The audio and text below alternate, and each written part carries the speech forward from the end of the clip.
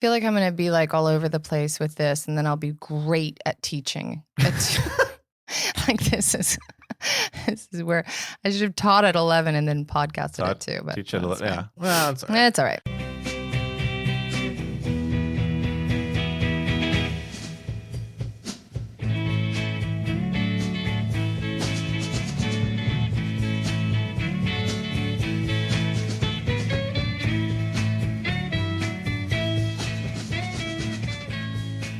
Welcome to Cult Favorite, the podcast that is not named after an Ayn Rand character. I'm Miranda Simmons. And I'm Mike Altman. And have you ever been to someone's house? And you're like, I have. I go frequently. I don't get out much. No, but you've ever been to somebody's house and you're like looking at their bookshelf in their living room and you think like, these are nice people. And then I had this experience. And then there was like 4 Ayn Rand books on the shelf. It's never happened to me. Okay. I'm sorry. I was like, I don't care how much our children get along. We can't be friends. No. Well, so I guess maybe a little subplot is going to be explaining who Ayn Rand is. But who we are 2 religious studies professors. And we're going to talk about Brandy Hellville and the cult of fast fashion. It has cult in the subtitle. It does. So it qualifies. If you want to support the show and help more people find us, you can follow us on Instagram or Twitter or TikTok at Cult Favorite Pod. And be sure to subscribe to the show on Apple Podcasts or on Spotify or wherever, and leave us a rating and a review. We have all 5-star reviews so far, so don't ruin that. Since we're academics, we're very into peer review, so we're always interested in what you think. Brandy Hellville is a documentary on Max, HBO Max. And I want to know what you knew about Brandy Melville is the name of the brand and or fast fashion. I knew nothing about Brandy Melville. I never heard of it. I knew about Forever 21 and Sheen. I think it's Shine, isn't it? Shwami Swanson. Samsonite. Yeah, I knew about that. I knew about that because I knew some of the like fast fashion. I had a bunch of students explaining like fake designer stuff that you could buy online through like TikTok stuff and other websites. Like, so I knew that side of it, but not like that's all I knew. So Brandy Melville is the brand that we're talking about. And so the documentary is about that as a specific case study, but then really the discussion is about fast fashion as a larger phenomenon. So I'm going to start. I didn't know about Brandy Melville either. I had not heard about it. I think it came a little later than what we would have paid attention to, because it started in 2009. It was an Instagram phenomenon. But I'm going to give you some little fast facts about fast fashion. Just to frame what we're talking about, because I do think that fast fashion is one of those things that kind of like looms in our brains as like a problem or some kind of cultural fact of the matter that feels very big and unwieldy, but that we don't have a lot of specifics to put into that. So here are some facts. Global fashion industry is currently valued at a little over $1.5 trillion. The world produces 92 million tons of textile waste every year. The U.S. produces the most right after China. We produce like 17 million tons. Between 80 and 100 billion new clothing garments are produced globally every year. And then from the documentary, Alyssa Hardy, who is a Vogue fashion editor, teen fashion editor, the U.S. and Europe are consuming around 36 billion units of clothing each year. 85% of that is discarded. And so the documentary, among other things, is going to like talk about where that goes, where all of that waste goes. So only 1% of our clothes are going to be recycled into new garments. The fast fashion brands are producing twice the amount of clothes today than they did just like 25 years ago. And the apparel industry's global emissions are going to increase by 50% by 2030. So there are some facts for you to just hang out with. That's a lot of numbers. It is so many numbers. I'm going to, we can link in the show notes where those numbers come from, but like it really is this, this phenomenon that I don't think that it's sort of like, it's like climate change, that like we talk about, but we don't have, and there's loads of data for it. Right. Like the information is easily found, but we don't have that information present in a lot of conversations about it. Right. So, okay. The documentary is about the Brandy Melville brand. Its demographic was like middle and junior high school girls, but it was created by Stefan Marsan. He's the son of an Italian fashion manufacturer. He expanded to the US in 2009. He had some stores in Italy before that. And it exploded on Instagram. It had 36 stores by 2021. And it was really a novelty because the girls who were buying the clothes, the consumers, were also creating the content that made it popular. So they were posting videos of themselves going into the stores, and they were creating the very brand that then they consumed. But as things tend to work inside of these big corporate structures, Marsan was not a great guy. In 2021, there was an insider expose, and that story really is what creates a lot of the material that then gets used for the documentary. But the expose highlights racist hiring and firing practices, sexist treatments of employees, anti-Semitism, and all sorts of other identity-based prejudice that were shared between Stefan and other executives on a messaging thread. The company is also accused of stealing and copying artists' work to use in their own designs. And so there were 2 lawsuits that get brought against the company that oversees Brandy Melville stores in the U.S. And these 2 people who brought the lawsuits, who we hear from in the documentary, but their like identity is masked, they're obscured. And we see them in dark silhouette. And they brought the lawsuits because they claimed they were fired because they refused to fire employees based on race and appearance. He also made his libertarian political views part of the Brandy Melville empire, making a sub-brand actually called John Galt. That's the protagonist of Rand's book, Atlas Shrugged.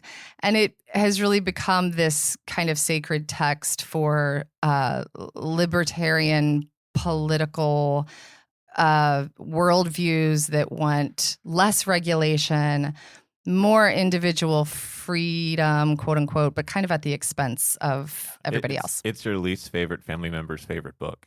As of this year, Stefan Marsan is still the CEO of Brandy Melville, and the business is still doing well and expanding. So that's the kind of like cover veneer surface story.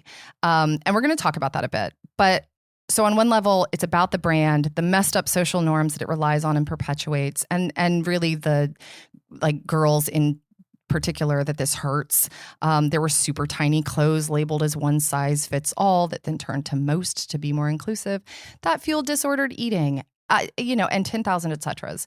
But on another level, it's also about fast fashion as this bigger structure, with Melville as just one example of this, bigger reality. So fast fashion, too, is built on racist and exploitative practices. And that really becomes a central focus in the film. And fast fashion's practices and the business model really disproportionately affects women of color around the world. So the documentary goes back and forth between employees and the demographic, the people that we expect to see, talking about the abuses that they experienced at in the stores as employees. But then we also see filming from Accra, Ghana, where there is just this unconscionable amount of textile waste. A lot of it goes there. So we learn about how and why it gets there, what the effects are, and what some people are still trying to do about it. We also meet the mayor and some textile recyclers in Prato, Italy, which is a textile hub and the biggest producer of European fast fashion.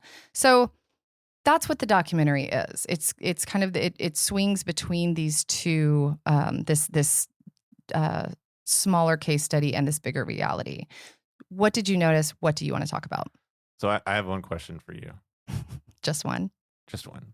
Okay. So why is this a cult? Like, it's in the subtitle, The Cult of Fast Fashion. And it's mentioned near the end. One of the interviewers talks about it's a cult of addiction. Mm-hmm. But this ain't Heaven's Gate. But I know you have a good answer for that. We have had our last 2 episodes, or 2 conversations, 3 episodes have really dealt with middle of the road groups that we tend to identify as cults. Middle of the road, incredibly marginalized, like margin groups. But I mean, like in the category cult, Yeah. it's kind of our go-to examples, Jonestown and Heaven's Gate. But I, as you know, am slow to use the term cult. I don't love it. I think that it says a lot about the people who talk about it and not a lot about the groups we describe. So I don't know that it is a cult. I kind of think, but this, I guess, also goes to show, I guess, my approach to thinking about cults, that fast fashion is the cult of fast fashion. Fast fashion is a feature, not a bug.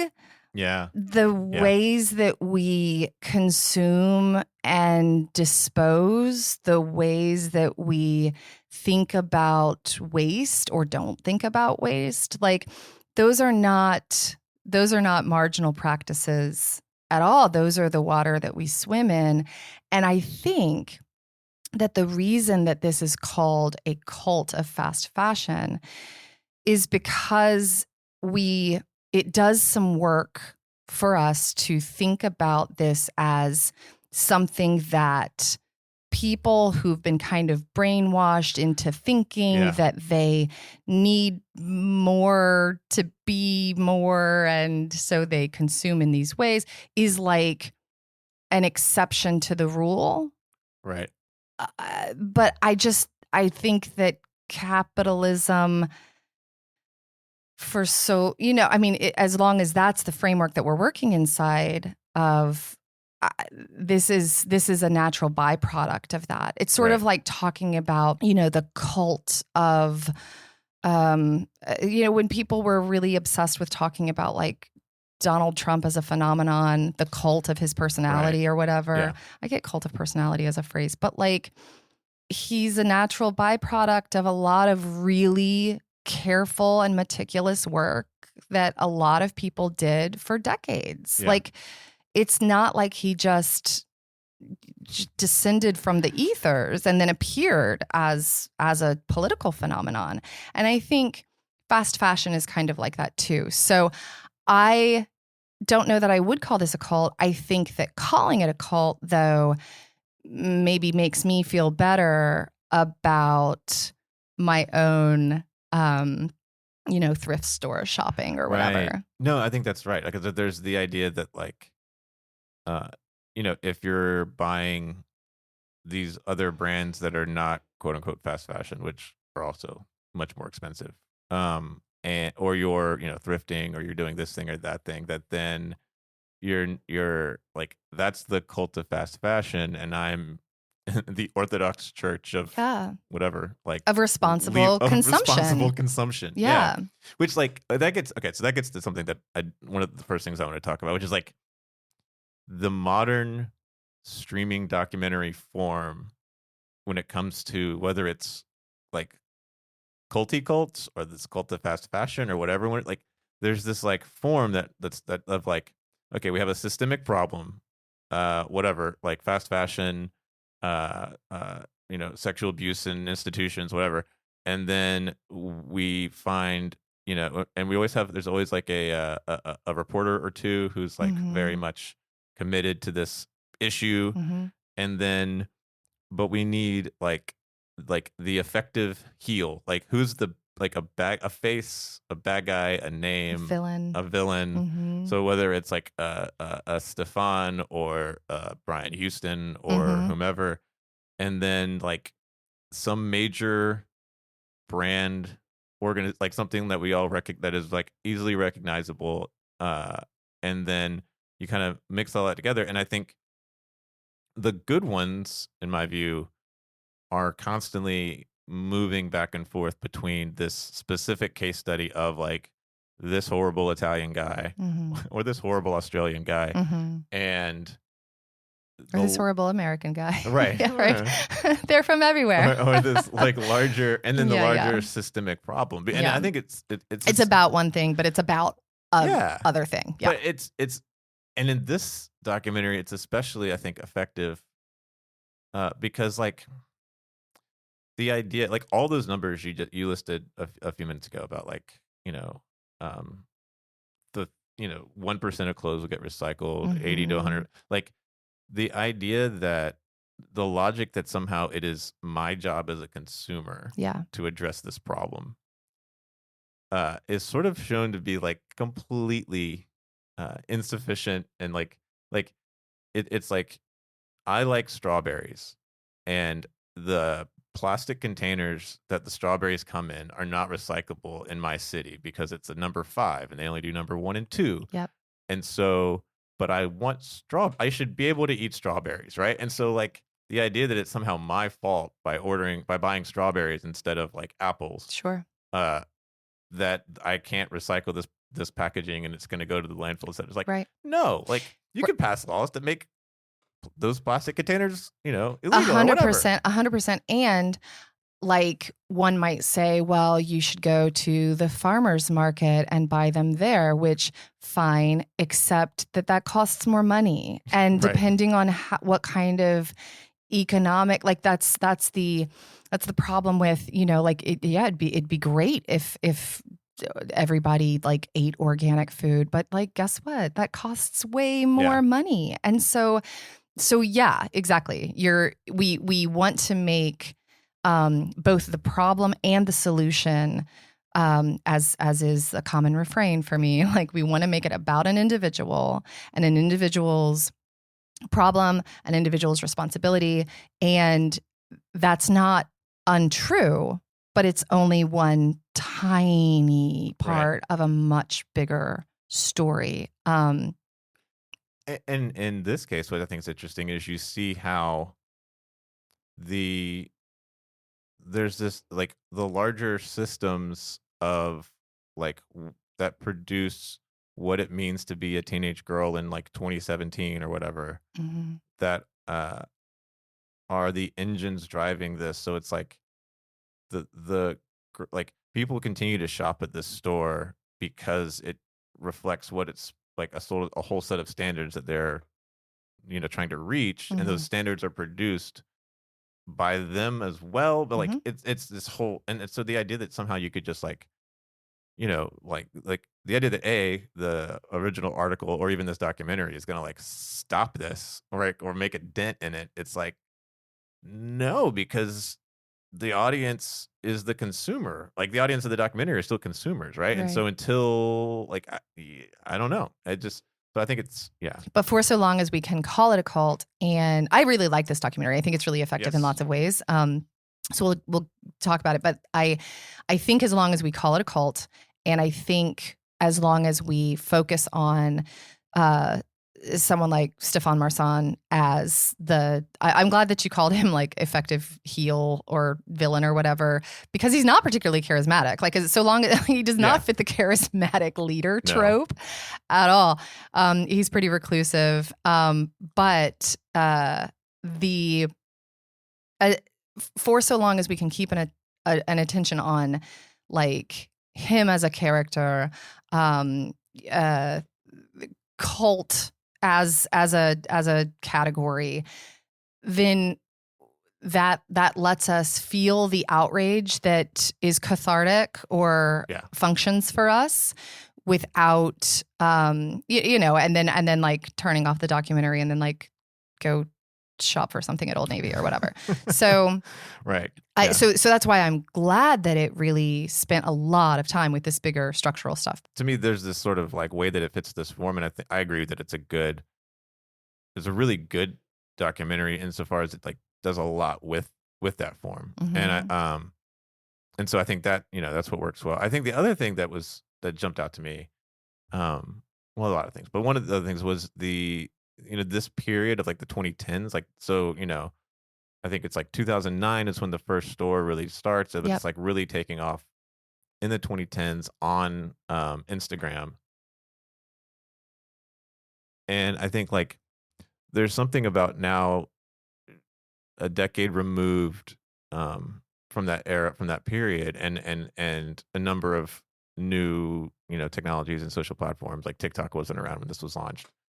Like, we can kind of look back at that moment, because this is the exact same moment that, you know, Hillsong is taking off on Instagram, right? And so there's something about this shift that happened in this period where they talk about Tumblr and they talk about Instagram, and this move to visual social media, you know, that like from, you know, Twitter and Facebook, which for a long time were very much sort of text driven, but like, yeah, there was this shift to the image that opened up a whole, you know, and so that there's just something going on in this moment that I think is really interesting, that we can now have enough distance to talk about. And now we've had this shift to, like, you know, video and, you know, on TikTok and YouTube and that kind of whole influencer culture, and Instagram has reels now.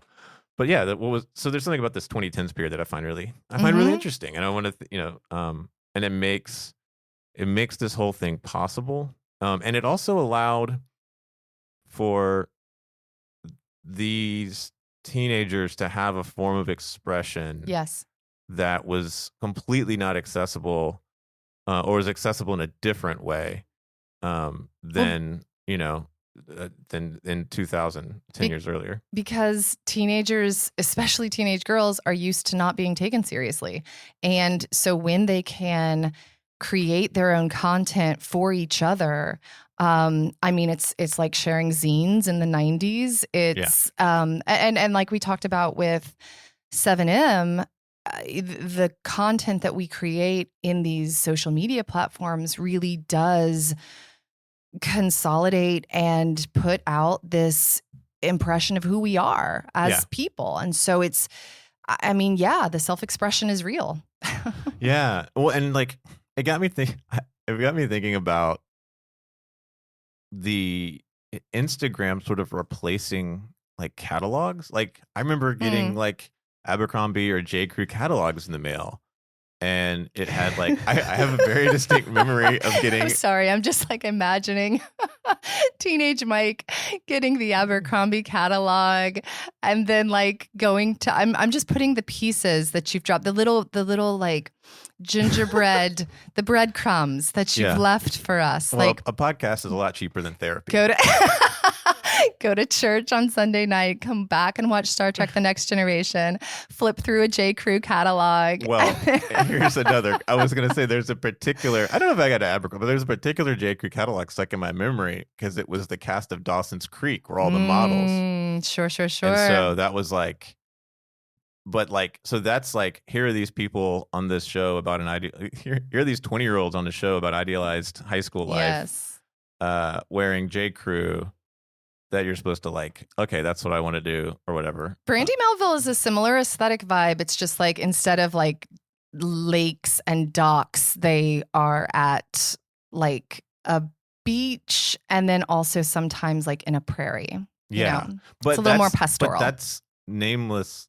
That's like other teenage girl modeling. Like, that's not it's aspirational in a different way. It's both aspirational and like much more accessible. Like, I'm not going to be James Vanderbeek. Yeah.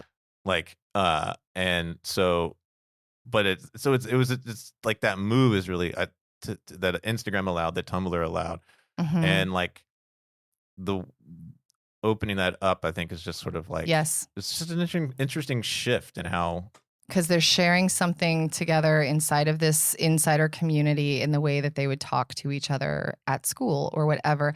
But it also reinforced. So that was happening for sure. And as these things happen inside of communities and very much during teenage years, it also forged the insider kind of popular clique Yes. of like the cool girls, the popular girls, and that the super duper skinny girls, the almost 100% white girls. And it's no accident then or coincidence that those were exactly the people that that Stefan and the other executives hired to be the face of Brandy Melville inside their stores. Yeah, and that's the other side of it too, is like the idea of the job as like a social status marker, like to work here, like the cool kids get to work here, like it's like Empire Records or something, right? Like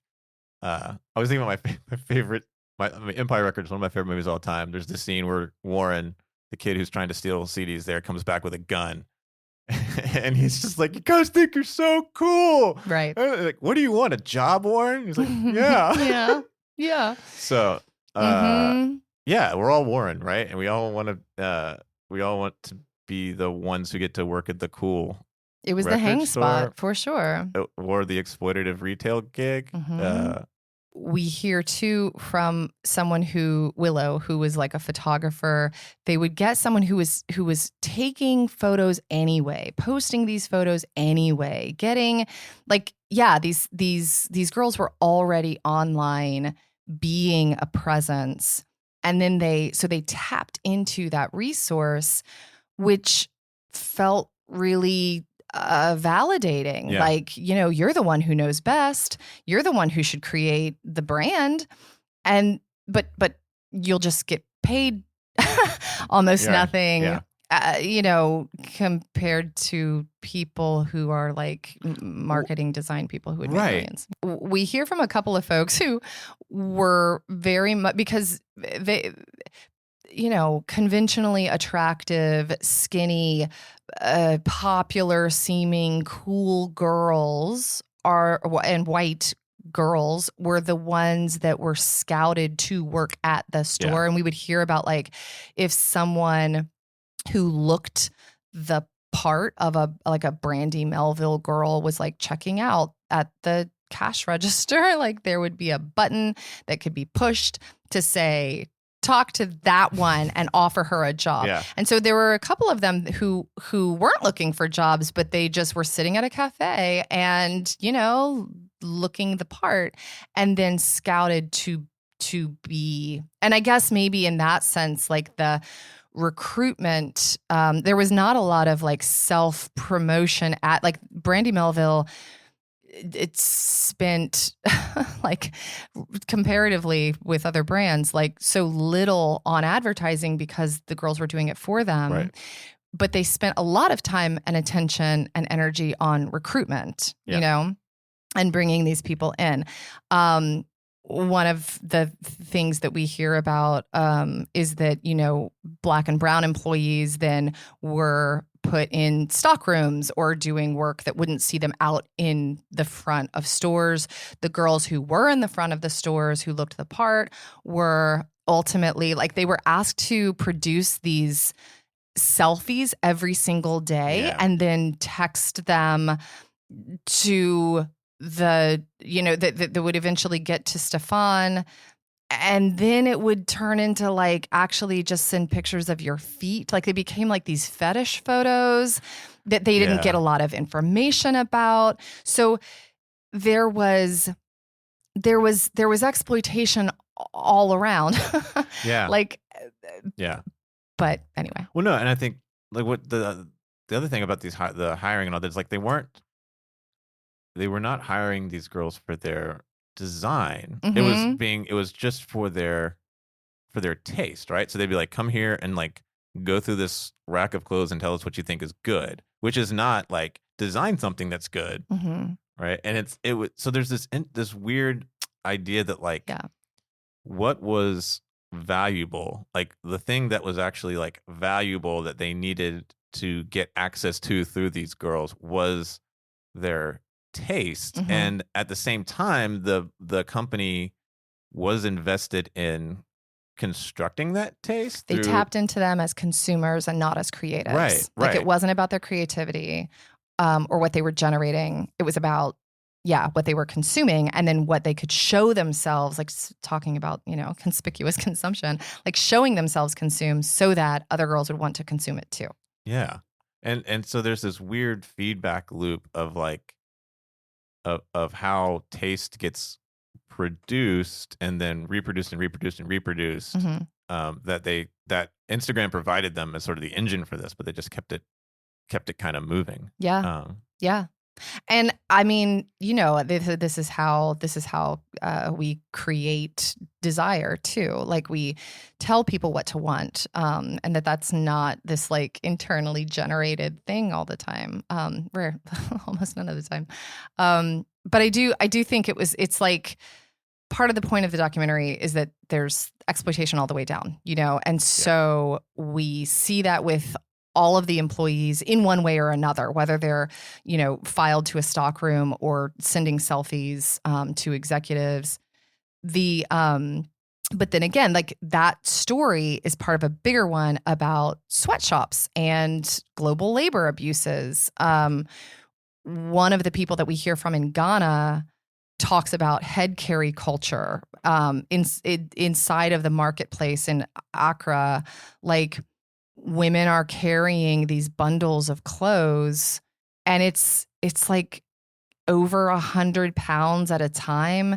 They're carrying them 10 times a day. And this is all to do with the secondhand textiles and textile waste that are like sent to Ghana and that they are forced to take, you know, um, yeah, lest they be subject to all sorts of like taxes and refusal of grant money, et cetera, et cetera. So we hear about why and how it ends up there in the first place, why they can't just say like, no thanks, North America and Europe. We don't actually want your yeah. clothes. We Pass on see that. like the imagery is really striking. Like we'll see T-shirts, with like an American flag and "In God We Trust," or like a John Deere T-shirt there in the market. Anyway, Yeah, so what happens to these women who are carrying this stuff on their heads? Like what happens to their spines? So there are abuses across the board, across the globe, to create this thing that seems really innocuous and crucially very accessible and easy to get. Like that's what makes it fast fashion. yeah, Because once upon a time, there were like two seasons in the year. There was like the fall, winter, and the spring, summer. But yeah. now fast fashion is like responding to people's wants and creating those wants so that they will keep consuming all the time. Like, the 1,000 new looks each week or Yeah. whatever. Like it's nuts. That was what I learned.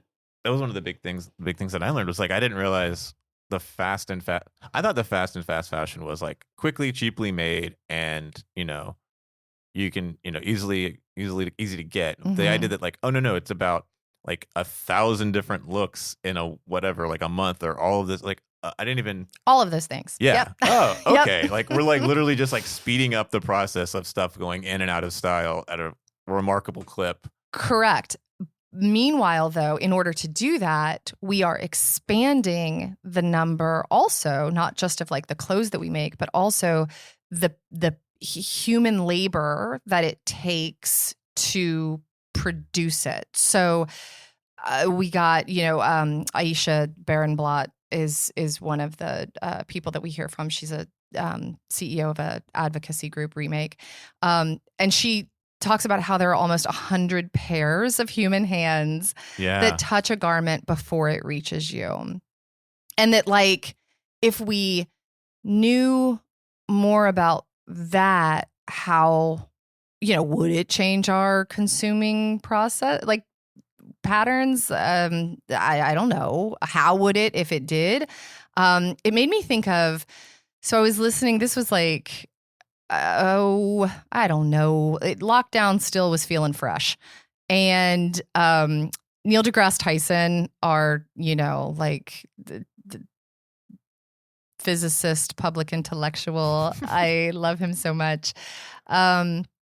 Anyway, he was talking with the Smartless podcast, I think is where I heard it, but I'm sure he said it other places too. But he was talking about how, if COVID, because everybody was back and forth about like mask wearing and whether that was good or bad or what kinds of things you're forcing me to do or not.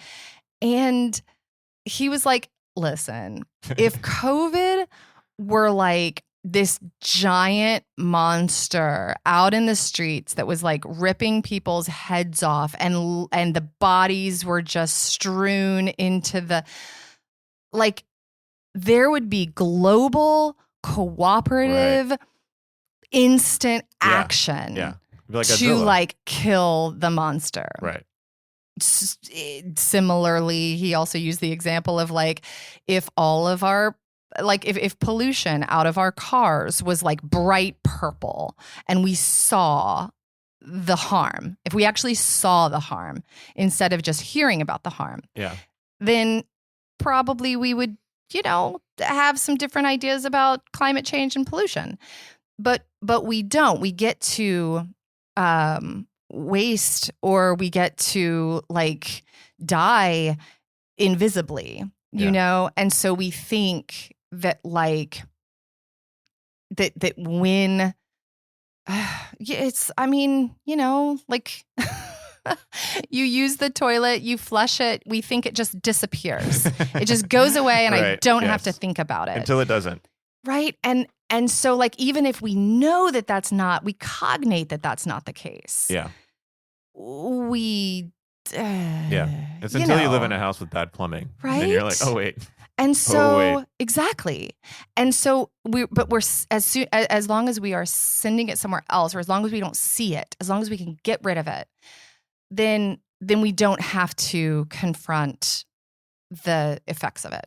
Well, that was the interesting story they tell about, like, okay, Ghana is one of the places where the slave trade, was one of the main parts of the slave trade. So you have all of these enslaved people going from that part of Africa to North America to work on cotton plantations, which is the reason that cotton becomes this dominant fiber. It was actually, it could have been hemp. It could have been any number of things. Textile industry has always been on the backs of human labor. Right. And then that same, like that same process then sends all these garments back to Ghana. And this sort of full circle of colonial violence. And it's like, I mean, when you put it in that context, it's like, oh, this is it. When you put it in that context, it makes it so much more effective than just like, oh, that Stefan guy's a creep.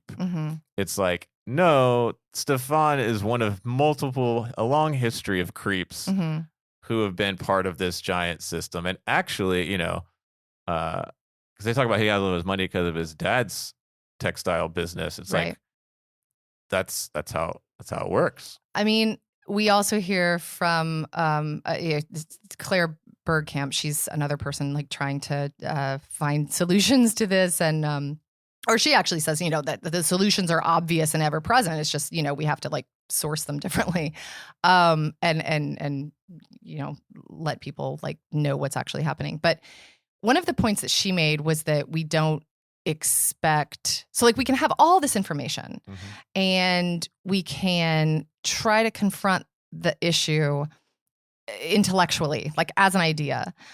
But she makes the point that we don't expect businesses to be good anymore. Right. That like, so even though, and I appreciated that the documentary made the self-reflexive point that you talked about earlier, that like, sure, there's this scandal. Sure, there's this expose and insider. Sure, there's all of this outrage on social media. but it hasn't changed the brand's bottom line. It just keeps growing and expanding. There's not suddenly this like surge of advocacy or activism that changes things structurally. There's awareness, but there's not action. And so I wonder, I don't know. I mean, like, I guess that's not expecting businesses to be good anymore is, I guess, one of the side effects of like companies or corporations becoming individuals in our heads instead of, business entities, because they're bad people, and it's okay in our brains to think about like, it's just a bad bad apple kind of thing, in the way that we do with individuals, but that we wouldn't write off like all of humanity for these individuals. And so as we increasingly and legislatively in all sorts of ways, like think about corporate entities also as individuals, it's easier to make that leap with them as well, I think. Yeah, but there's a real cost to that, in that like our kind of nihilism about corporations means that like, well, then it doesn't really matter. I'll just get it, whatever. Yeah. Right? It doesn't really matter. I'll just get whatever's the cheapest thing. I need my strawberries. Yeah. Wait, and it's interesting. After the documentary, I went on Instagram and I was like, what is Brandy Melville doing now? Mm-hmm. And they have been making a very interesting pivot, according to their Instagram, where they're posting videos of these girls who look very much like Brandy Melville girls. There's a little more diversity than there used to be, but playing like in store, like I saw that too. I went to and I'm like, well, okay. Brandy Melville has gone acoustic. Yeah, well, who else could we like? What's another population of young women that we can feel like we're giving a break to? Singer-songwriters. I see. Right? Like, because sure. I click through because it'll tag them. Yeah, and like none of them have more than like 1,000. Like none of them had 2,000 followers. Like, and so this was a big break. Yes. Yeah. Exactly. Sure. This is the 7M stuff too. Yes. Yeah. I'll give you a chance. Yeah. And it's like 7M, but for Jewel. Except none of these people probably know who Jewel is. Well, and so either way, like whatever part of the story you point to or pull out, it's a story of disregard and of waste. And so like there's the disregard of young girls, and like we talked about, Marsan is this villain because he doesn't take his target demographic seriously, even as he sees them almost single-handedly create his own dynasty. But again, not taking teenage girls seriously is nothing new. I was thinking when I was watching this, have you seen the documentary Bama Rush? I have not watched it yet. I haven't watched it either. And I haven't watched it either. Maybe that's something to talk about later. Maybe it's a bonus episode. I don't know. Maybe but if we get to like, I don't know. The school is like 100 followers. Sure. It's a new semester. This is actually, we're recording on the first day of classes, and Bama, like Greek culture is huge. And there was wasn't it also HBO? Yeah, it was. Documentary on Bama Rush. And I haven't like brought myself to watch it because I'm so afraid. Maybe it'll prove me wrong, but like from what I've heard of from other people, I'm really afraid that it kind of starts and stops with gawking at these teenage girls who seem crazy for spending all of this money on these clothes, and look at how they're whatever. Again, like somebody's social formation and community building that doesn't look like mine, I get to point at and like look at as some sort of like weird, freaky, exotic thing, which is like, whatever it's Tiger King cinematic. So like it's side note, there is a new Tiger King series, not Tiger King, but the people who made Tiger King have made one about chimp monkeys thing, right? Chimps, monkeys, like that ethos of storytelling, that brand of storytelling is so damaging as far as I'm concerned. I don't like it at all. I get why it's compelling though. Like I get why it's so easily consumed and why it makes such a splash when it appears.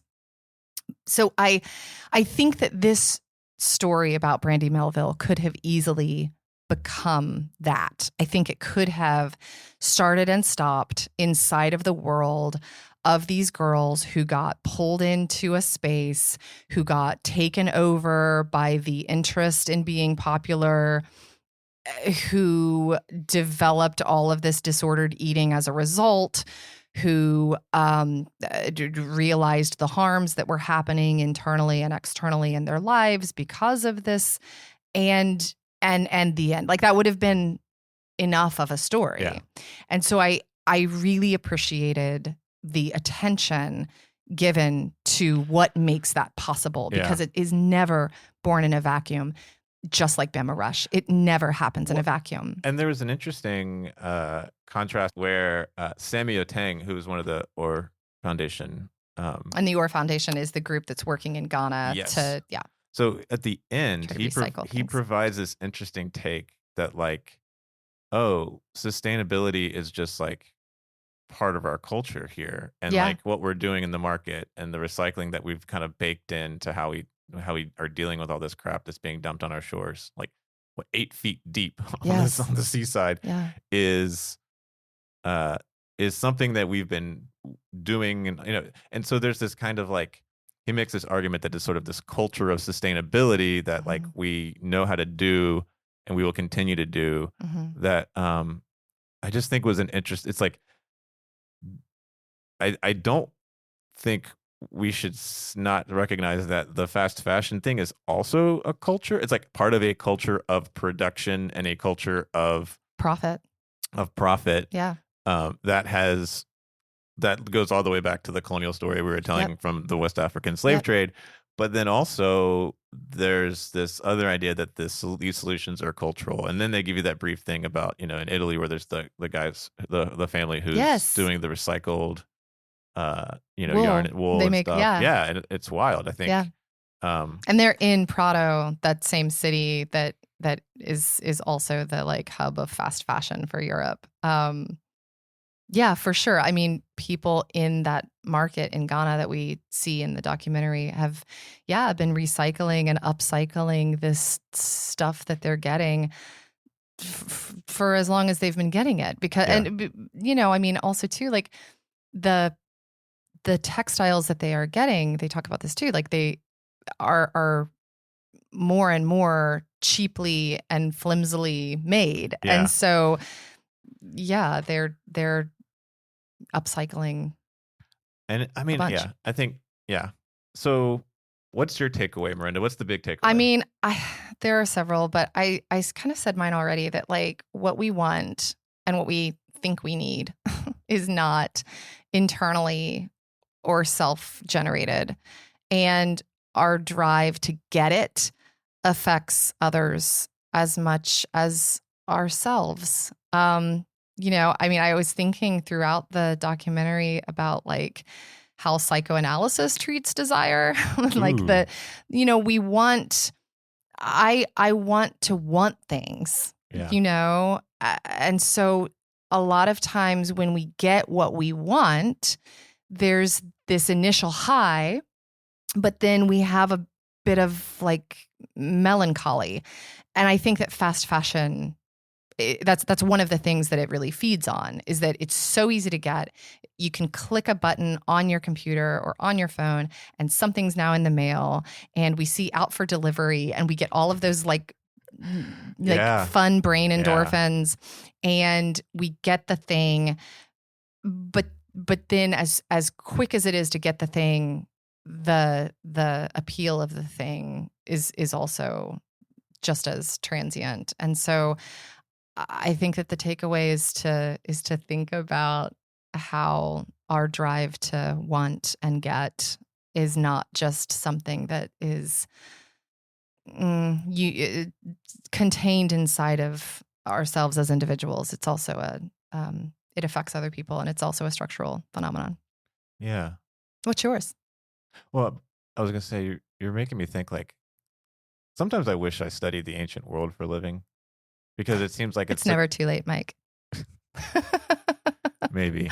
But like, I wish I knew more, like, because everything that I've, studied for a living happened like in the sort of is modern, right? It's Mm-hmm. like all like after the Enlightenment and colonialism and capitalism. And I'm like, what did people want like 10,000 years ago? Like, you know what I'm saying? Mm-hmm. Like, what was like, what was How this? did What did desire desire look like? function as a Yeah. social and Yeah. economic I don't know. reality? I know there's people out there who've probably written about this. Mm-hmm. If you're listening, send me an email. But like, Yeah. I just wonder, like, Yeah. how much has capitalism, because like my big takeaway was like, yeah, it was similar. The real cult is capitalism. Mm-hmm. And how much it has warped our desire. So like most of the exploitative and like abusive cults that we see or talk about, they work because they tell you that like you aren't enough. So you aren't enough, or you already have internalized that you're not enough and you're searching. And so, you know, here's purpose for your life, or here's a way out, or here's whatever. And that's the same thing that, you know, that's the same desire, right? Right. That's driving capitalism. Like this again, I think this documentary reminded me most of Hillsong. Mm-hmm. And so, you know, you can never have produced enough, and so you must insert answer here. And so like that's not unique to Jonestown or Heaven's Gate or, you know, Twin Flames or whatever. That's Right. just how, like that's how modernity works. So like if one of the questions is like, to what extent cults are just, whatever we want to talk about as cults, are just like part of the kind of exhaust of modernity and capitalism. It's how modernity works, and it's also like I would ask, but you know, this is a conversation for a different day, if like that's also how desire works. So maybe they're not, back, you know, full circle to what we were saying from the outset, like maybe they're not warping desire. Maybe they're just tapping into how desire works in the first place. And so these aren't like these outlier bugs. They are, in fact, features of the way that we Yeah. try to get what we want. Yeah. There's a whole another hour of conversation to have about, because like about the role of desire and then like aesthetics, that which is where a lot of the stuff that when I'm not making podcasts, I'm thinking about. And so that's a whole nother thing. But What's your cult favorite? my cult favorite is one of my favorite TikTok accounts. It is at CyberXBoyfriend. And this guy makes, I would describe them as TikTok video essays about a variety Ooh. of things, from like design. So he has one about the IKEA's collection of bringing back some of their retro designs, where he goes through these various pieces. He has one that I was watching yesterday about why, from both a design and technical level, a late era CRT television is far superior to any 4K LED television you might buy on the market. He has a whole thing on vintage dishwashers that's amazing, and vintage washing machines that's amazing. And then he has a thing he does where he goes through, and these are like long, like these like, you know, 5 to 10 minute, like they're think pieces. And then he has long form TikTok. Yeah, and then he has one where he goes through like houses on Zillow, like these like these mansions, and offers his sort of design take on the various choices made in them. This is someone who is a like jack of trades across things aesthetic and cultural. And I don't know this person at all. Mike Altman, you're gonna make a TikTok user of me yet. No, this is very much your shit. Yeah, I would say it does sound compelling. I will show you some of his videos later. Okay.